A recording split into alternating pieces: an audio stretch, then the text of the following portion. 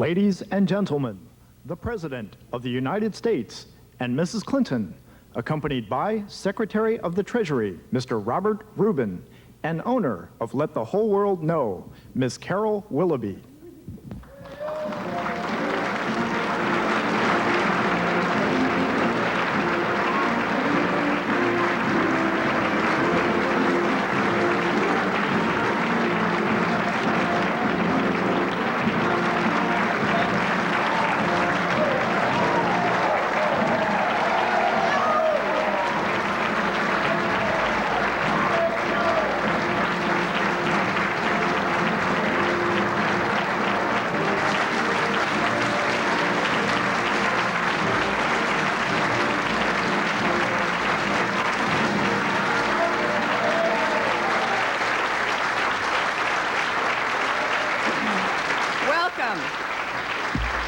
Welcome, and please be seated.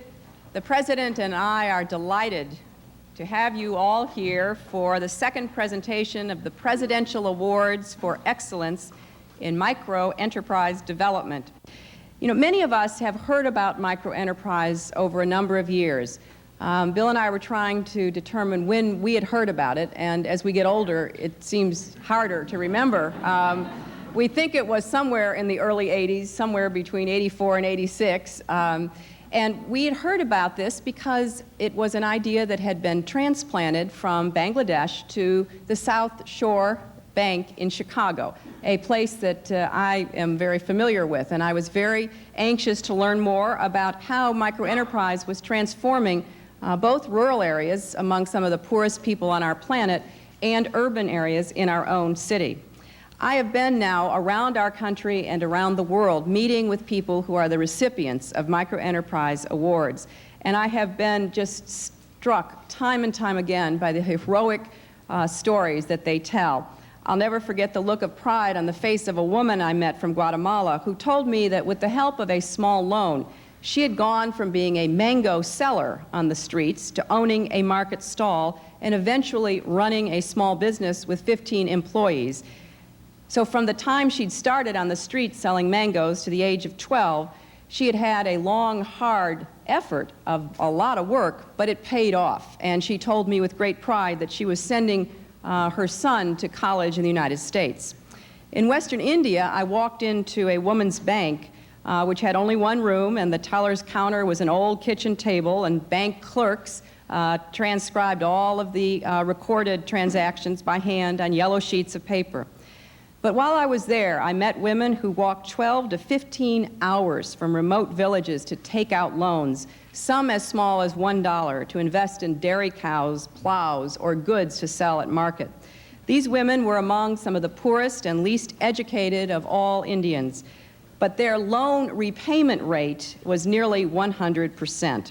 And they told me what they had done with their loans and how that had transformed their lives, enabling them to give their children better housing, health care, and other opportunities. I was also very pleased last year in Africa when I accompanied the President and the President of Uganda to a microenterprise site in a village some distance from the capital of Kampala. I don't think that a head of state had ever visited a village site of a microenterprise group, and I know that two heads of state at the same time have never done that. And I was delighted that both the President and President Museveni had the same reaction that I always have, you know, a great deal of interest and a great deal of pride in what they were hearing on behalf of the people who were telling their stories. But microenterprise has not only transformed lives abroad, they are transforming lives right here at home. I remember visiting the MICASA micro-lending program in Denver and speaking to a group of women who told me about how they had had good ideas, but they couldn't get any capital anywhere. One woman memorably remarked, you know, a lot of good ideas die in the parking lots of banks. And she said, you know, I knew I was a good baker. I knew I could open a bakery. I knew I could employ people, but I didn't have any collateral, and the amount of money that I wanted was below the lending limit of the bank. Well, thanks to Microenterprise, she was doing what she had dreamed of. And it is my great honor and personal privilege to introduce to you the Secretary of the Treasury, Bob Rubin.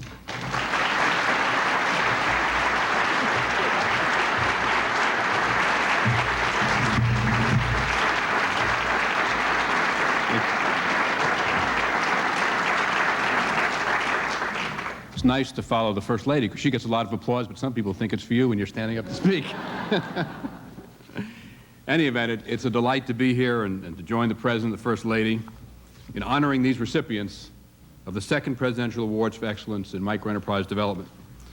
These awards honor individuals and organizations who are working to bring new hope and new economic opportunity, as the First Lady said, to those outside the economic mainstream.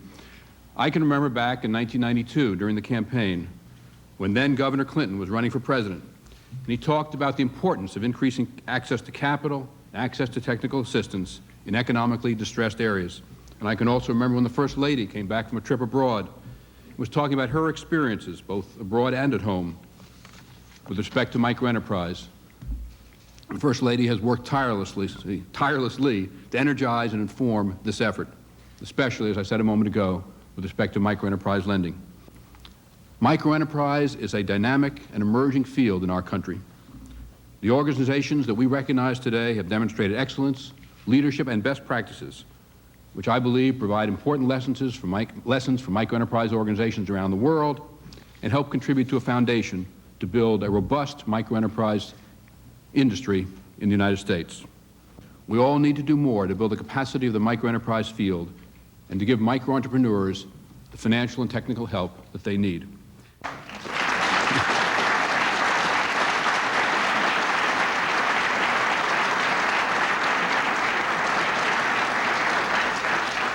And now it is my extreme privilege and honor to introduce the President of the United States.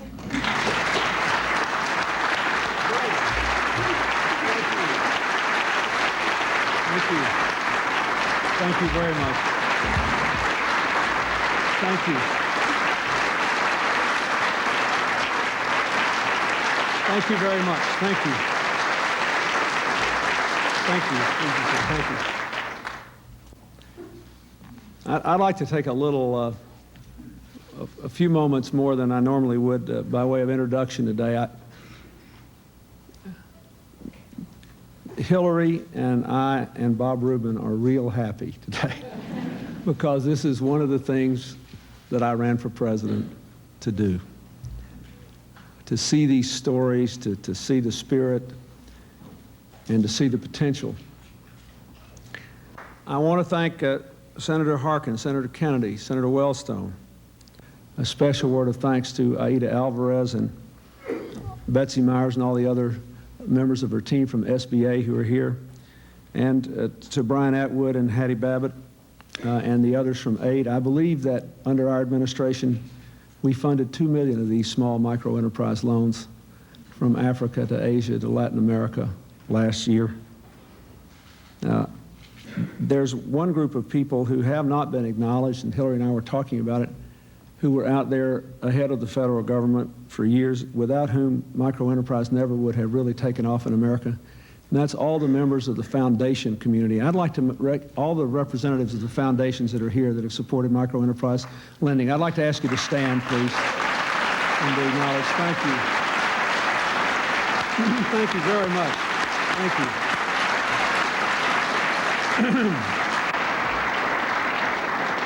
We also want to continue our efforts to promote microenterprise abroad, especially in the nations that have been hardest hit by the global financial crisis or by our neighbors hit by natural disasters. And I think that is very important because we are giving courage and awareness to other governments and other countries to do more for their own people in this regard. First, we recognize that for the vast majority of micro-entrepreneurs, good ideas and credit are just the beginning. A little guidance, lessons on accounting, billing, planning. Those things are essential for any business to thrive in a complex economy. Next, we will continue to lead the world through USAID to promote microenterprise for millions of families to get out of poverty in other countries. The recent global financial crisis and the hurricanes in Central America and the Caribbean have literally upended the lives of tens of thousands, hundreds of thousands of people. As you have heard from the First Lady's account, we have seen firsthand how these loans, sometimes in other countries, loans as small as $10, $15, $25, $50 can make all the difference in helping families to get back on their feet. Our balanced budget will target extra microenterprise assistance to the countries that are in trouble, and to break down the bureaucratic walls that block microenterprise in some developing countries. We'll continue to work with the World Bank and other financial institutions to reform the regulatory structure so we can make more of these loans available.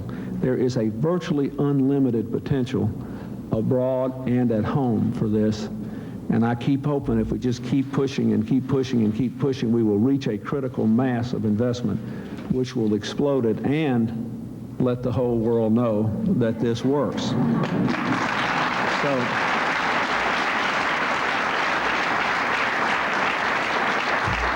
and this ceremony today is a part of letting the whole world know. So we come here not only to honor you with these presidential awards for excellence in microenterprise, but to say to the world that these 6 organizations whose vision and commitment have made such a profound difference in the lives of the business owners, their employees, and their customers are but a small beginning of what we could achieve together in the United States and throughout the world if we work harder to make the economy work for ordinary citizens. And so this too is a part of letting the whole world know. And when you come up here and get your awards, I hope that you will not only feel enormous pride, I hope that you will not only feel an enormous sense of rededication to further success, I hope you will feel that you are sending a message to people who will see this all over America or read about it in their newspapers. And you may be sparking someone else's conviction, either that A, they ought to set up one of these funds, or B, they ought to find one and get a loan. And I believe that we will continue to see a steady march of progress here. This has the potential to revolutionize not only the lives of ordinary Americans, but the whole way we organize our economy here and around the world. So, first, for excellence in the category of access to capital, the Micro-Industry Credit Rural Organization. Since 1987, MICRO has provided some $5.5 million in loans to more than 1,000 entrepreneurs living in rural Arizona's poorest Hispanic communities.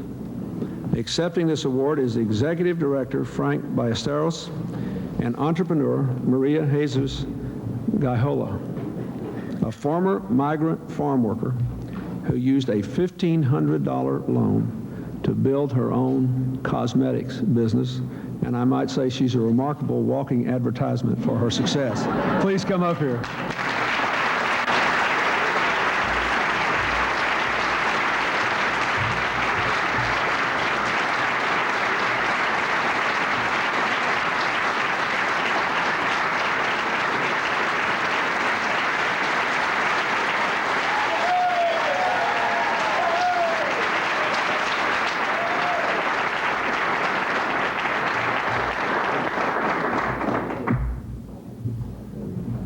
Testament to the power of enterprise and the strength of the human spirit.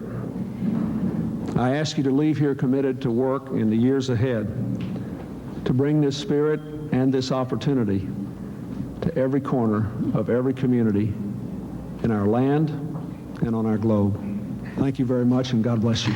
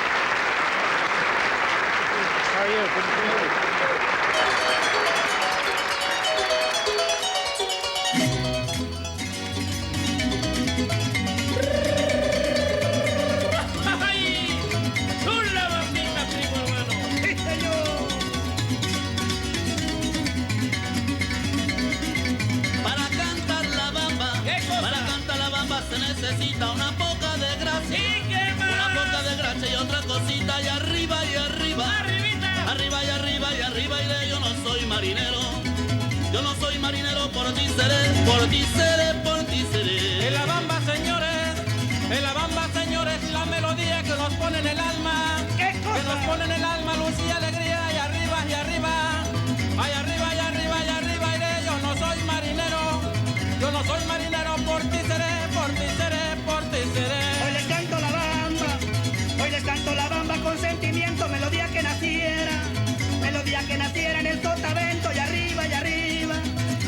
arriba y arriba y arriba iré, yo no soy marinero. Yo no soy marinero, por ti seré, por ti seré, por ti seré. Cuando canto la bamba me siento ufano porque sé que es el himno, porque sé que es el himno veracruzano. Arriba y arriba, arriba y arriba y arriba iré. Yo no soy marinero, yo no soy marinero, por ti seré, por ti seré, por ti seré. Una vez que te dije que eras bonita, se te puso la cara coloradita y arriba y arriba. Ay, arriba y arriba y arriba irán. Yo no soy marinero, yo no soy marinero, soy capitán, soy capitán, soy capitán.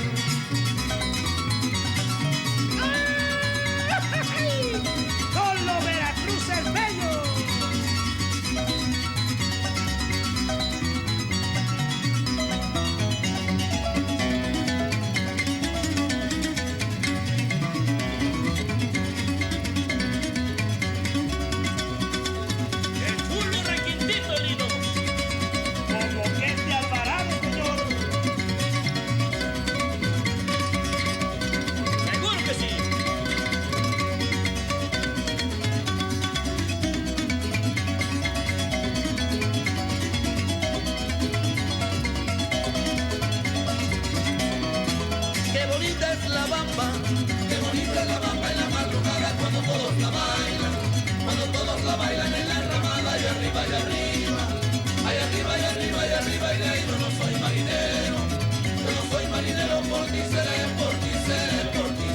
Ay, te pido caramba,